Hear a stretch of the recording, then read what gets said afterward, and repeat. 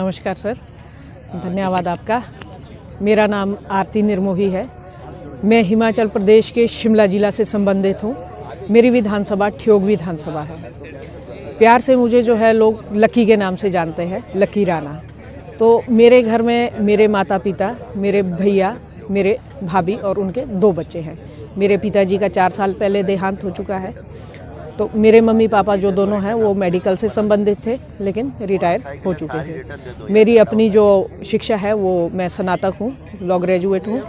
और उसके बाद जो है मैं स्कूल कॉलेज के टाइम से ही राजनीति में हूँ और कांग्रेस की विचारधारा से हम जो है वो प्रभावित रहे हैं।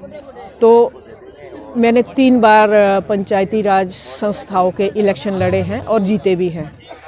और मुझे जनसेवा के लिए जो है 3 बार ब्लॉक स्तर पे, जिला स्तर पे और राज्य स्तर पे जो है वो प्रशस्ति पत्र और बहुत सारे इनाम जो है वो दिए गए हैं।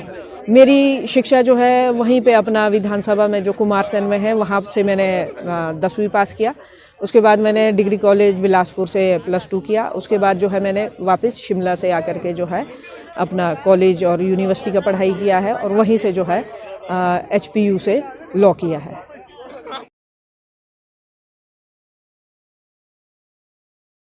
ये जब मुझे भारत जोड़ो यात्रा के बारे में पता चला तो मैंने पहले इसके बारे में पता किया कि ये है क्या। तो मुझे जानकारी मिली कि राहुल गांधी जी इस यात्रा को कर रहे हैं। उसका मेन मुख्य जो मुद्दा था वो है, जिस तरह से महात्मा गांधी जी ने भारत को एक करने के लिए दांडी यात्रा चलाई थी, उसी तरह राहुल जी ने भी 21वीं सदी में ये एक दांडी यात्रा चलाई है, अपने हिंदुस्तान को दोबारा से उसी परिपाटी पे लाने के लिए। जब हम सब लोग मिल के रहते थे, कहीं ऊंच नीच, भेदभाव, जाति पाति ये सब नहीं चलता था, तो दोबारा से वही चीज़ लाने की कोशिश की जा रही है। तो हमें लगा कि आज के परिवेश में इस चीज़ की बहुत ज़्यादा ज़रूरत है, क्योंकि हमारा देश बिखर रहा है।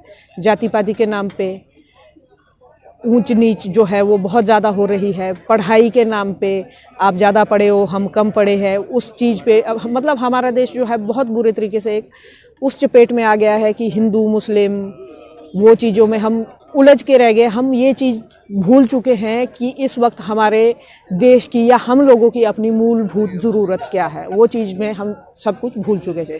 तो मुझे लगा कि अपने देश के लिए अपने नेताजी के साथ कदम से कदम मिलाकर चलने का इससे बेहतर और कोई अवसर नहीं है कि हम अपना खोया हुआ जो है उसको पा सकें।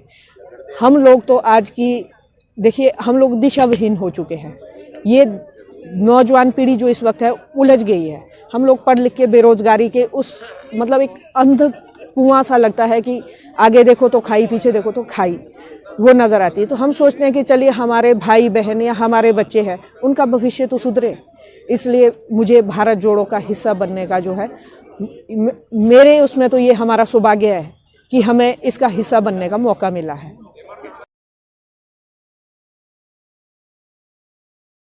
मेरा खुद का भी एक सपना है।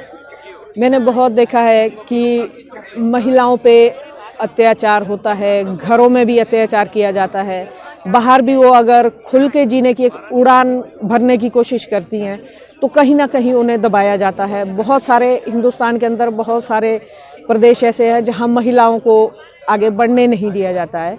यदि वो कोशिश भी करें तो उनके कदम जो है वो रोक दिए जाते हैं। लेकिन मैंने कांग्रेस में एक बहुत अच्छी चीज़ देखी है कि यहाँ पे महिलाओं को आगे बढ़ने से रोका नहीं जाता, प्रोत्साहित किया जाता है। देखिए, मेरे बाजू पे एक टैटू है, मैंने इस टैटू में अपने मम्मी पापा का नाम लिखा है। लेकिन यदि यही टैटू किसी भाजपा से संबंधित किसी भी महिला के हाथ में होता तो शायद उस पर बहुत सारी टिप्पणी होती। राहुल जी ने मेरा ये टैटू देखा तो उन्होंने मुझसे पूछा कि ये क्या है, तो मैंने उनसे कहा सर ये टैटू है। वो मुझसे पूछे कि ये आपने क्या लिखा है, तो मैंने कहा ये मेरे मम्मी पापा का नाम है। तो उन्होंने मुझे कहा good, I proud of you.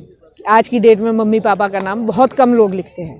तो मतलब मेरा ये है कि मैं अगर मुझे महिलाओं के लिए कुछ करने का मौका मिलता है तो मेरी दृष्टि में महिलाओं के लिए ऐसा समाज होना चाहिए जहाँ पे हम ये बताएं कि ऊंच नीच, गरीब अमीर कुछ नहीं है और महिलाएं पुरुषों से कम नहीं है। एक बराबरी का दर्जा जो है महिलाओं को मिलना चाहिए, ताकि वो समाज में एक आज़ादी वाली सांस ले सके, अपना हर कार्य जो है वो एक बखूबी तौर पे जो है वो निभा सके और लोग गर्व से कहे कि नहीं, ये एक महिला ने किया है। और वो महिला उस पर गर्व महसूस करे कि मेरा भी कहीं पे नाम है।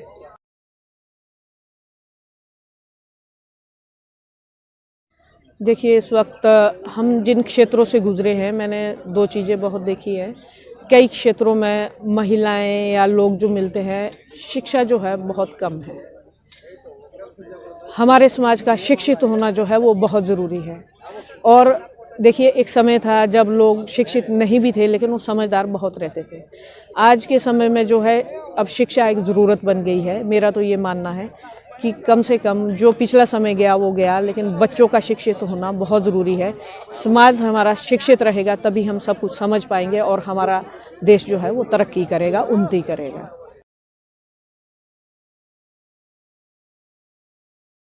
जी, हम लोग जब यात्रा के दौरान चल रहे थे तो बहुत से लोगों से मिलना जुलना लगा रहता है। तो केरल से जब हम कर्नाटक में जब हम थे तो जैसे हम चल रहे थे तो बच्चों का एक झुंड खड़ा था। तो हम लोग, वो हमें देखते ही ज़ोर ज़ोर से नारे लगाने लगे, राहुल गांधी जिंदाबाद, राहुल गांधी जिंदाबाद, जोरो जोरो भारत जोरो। तो हम उनके पास गए, हम उनको बोले कि अच्छा, आप राहुल जी से मिलने आए हैं? तो वो बोले हाँ, हम राहुल जी से मिलने आए हैं। तो मुझे कहने लगे कि आपके साथ एक सेल्फी लेना है। तो हम उनसे पूछे कि भैया हमारे साथ क्यों लेना है, आप तो राहुल जी से मिलने आए हो, हमसे मिलने नहीं आए हो। तो वो बोले कि आपकी शक्ल जो है फाल्गुनी पाठक से। तो मतलब सुन के, एक वो बड़ों से सुनना एक अलग सा एहसास देता है। लेकिन अगर बच्चे कहें आप हमारे साथ सेल्फी लो, तो एक छोटा बच्चा था, उसे कुछ भी समझ नहीं था क्या है, बस वो सबकी हाँ में हाँ करके भारत जोड़ो भारत जोड़ो। तो वो मुझे बोला मुझे गोद में उठाओ, मैंने उसको गोद में लिया। तो यहाँ पे एक पप्पी दे के बोला भारत जोड़ो। तो वो एक अलग सा एहसास था। अगर कहूँ कि मुझे अपने घर में भतीजों की याद आ गई। हाँ,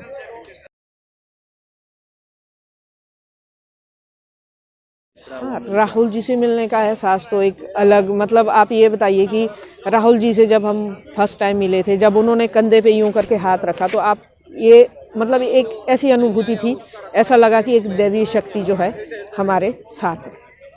तो वो एहसास अलग एहसास है। और ये बच्चे वाला तो मतलब एक ऐसा लगा जैसे पारिवारिक कोई बच्चा अपना घर का हमें मिल गया है। तो बहुत सारी ऐसी घटनाएं आगे चलती रहती हैं, होता रहता है।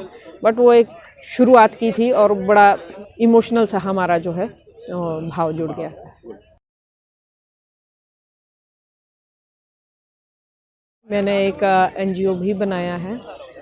तो मेरा एक चीज़ रहता है कि जैसे जो महिलाएं बहुत गरीब है या अपने बच्चों के लिए कुछ कर नहीं पाती हैं, हम उनकी मदद करते हैं, बच्चों को शिक्षा में भी, बेटियों के विवाह में भी।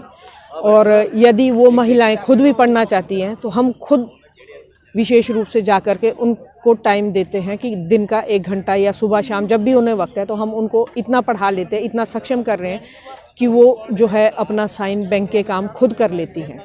तो मेरा यही एक प्रयास यहाँ से जाने के बाद भी रहेगा कि मैं लोगों के बीच जा कर के, एक तो भारत जोड़ो यात्रा का क्या विशेषता थी या आगे क्या, किस तरह से उसको आगे अपने विधानसभा में भी लागू करना, वो भी करेंगे। और साथ में मुझे एक चीज़ ये महसूस हुई है कि हमारी विधानसभा जो है, जैसे मैंने इधर देखा है कि कई जगह में बहुत ज़्यादा शिक्षा की बहुत आवश्यकता है। तो मुझे लगता है कि मुझे अपनी विधानसभा में महिलाओं को, बहनों को या बच्चों को बिल्कुल भी निरक्षर नहीं रखना है। मुझे उसके लिए जो भी कदम उठाने पड़े, चाहे सरकार के साथ मिल करके, चाहे अपने परिवार के साथ मिल करके, वो करना है।